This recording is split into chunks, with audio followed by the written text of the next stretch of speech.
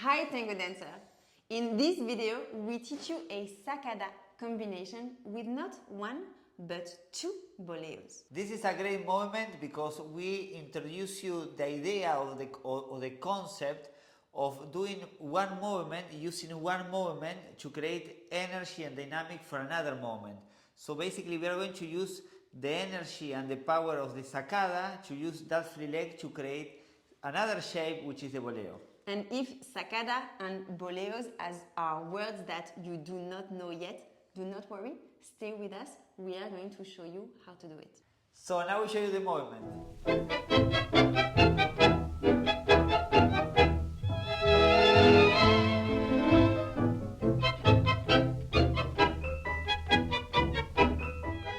So cool, right? What we are doing here is that we begin with the apertura, with the side step. I invite her to do a forward ocho. Another forward ocho, I open my right shoulder. But now I will keep opening my right shoulder. I will take my shoulder blade backwards. And I'm going to invite her to continue with the hero. So she's going to do a side step when I go forward. So when she goes to the side, I'm going to go forward to find the contact with her foot to stop her here.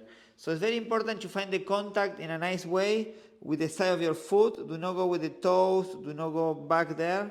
It has to be just with the side and to really find the contact. Now, when you're going to take the space, when you transfer the weight, you're going to use that impulse for the first boleo. Yeah? So here, you take out her leg and you send her in backwards.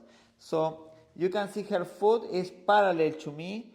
And this is important, followers, because we don't want to kick anybody in the milonga, in the social dance. So she keeps the heel in the embrace, yes, in our space.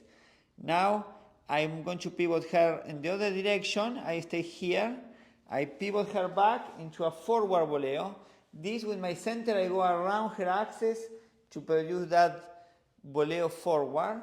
And then I will pivot her back again, and I'm going to now invite her to go back, and then I follow her and I go on the other side with my left foot. I find the contact now with her other foot. I change my weight. I open my right leg.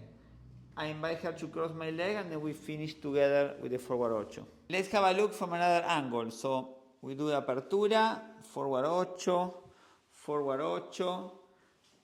sacada, boleo, boleo forward. I pivot her back, and then I take this space. I change my weight, and then we finish together.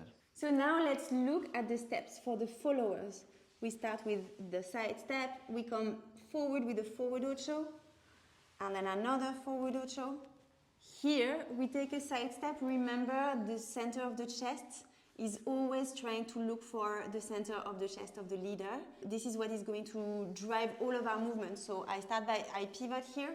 The center of my chest goes towards my leader. I pivot, torso, hip, and then I continue my movement. Here we are creating the boleo because me as a follower, I think, okay, we're going to go into a back step, but he's cutting the movement, and as a consequence, my free leg goes up and down because my free leg goes with the energy of the back step and then stops because he stops the movement. So make sure that the movement is starting from the torso, hip, and then the leg, and that your knees are next to each other. So here. And then after for the forward boleo, it's the same idea. He makes me over pivot. I think, maybe we're going to go in this direction, and then he cuts the movement, which brings my free leg up. And that is why my knee is in front of my knee. And then I pivot her in the other direction, and now yes, I invite her to step back, and I stop her, and then I go around. Now let's explore the role of the embrace, this movement, of the tango embrace. So we begin in the close embrace. We open the embrace for the ochos, and we're going to do all this in the open embrace because she needs to stay in her axis. I need to invite her to do the boleos in her axis. We keep a very strong frame here to do the boleos, and then we resolve by closing the embrace in the end. So when we say we keep a strong frame, obviously we are not telling you to put tension, so no tension in the shoulders, in the arms, no tension on your partner. It feels very uncomfortable for them and for you, but you still want to be present. This is not relaxed and floppy. You need to have a sensation that with your arms you are going towards your partner. This is what is going to allow you to give the information of such a sharp movement of the boleo. The important thing also is not to use the arm, not to move the arm, yes? So here with the center, we keep a strong frame, and then with the center I cut the step, I cut the step, I cut the step, but not using the arms, if not the torsion of the center, and then I send her back, and then we finish together. Now we show you with tango music.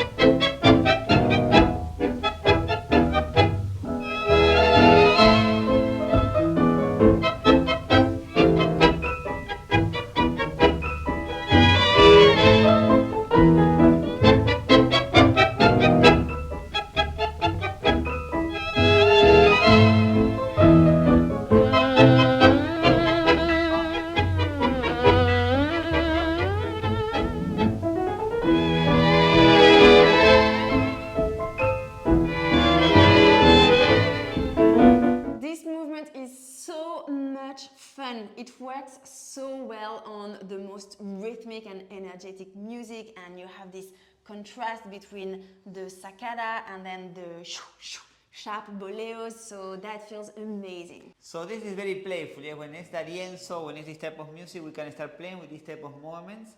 And it doesn't have to be always like with a rhythmic part, it doesn't have to be always sharp, sometimes can be more soft as well, or changing dynamics during the step as well. So it's a great combination to start playing a bit more with the free leg of the follower. Now, if you want more ideas on what to do when you are dancing socially, we have a free mini course for you that you cannot miss.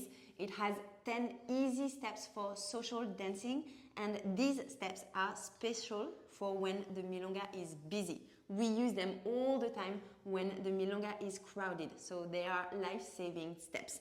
We will put the links in the description box, in the comments below. Make sure you check it out. Now, thank you so much for watching, and especially, please keep learning and keep sharing your dancing, because the world of tango needs your embrace. Absolutely. Thank See you in the next video. Ciao.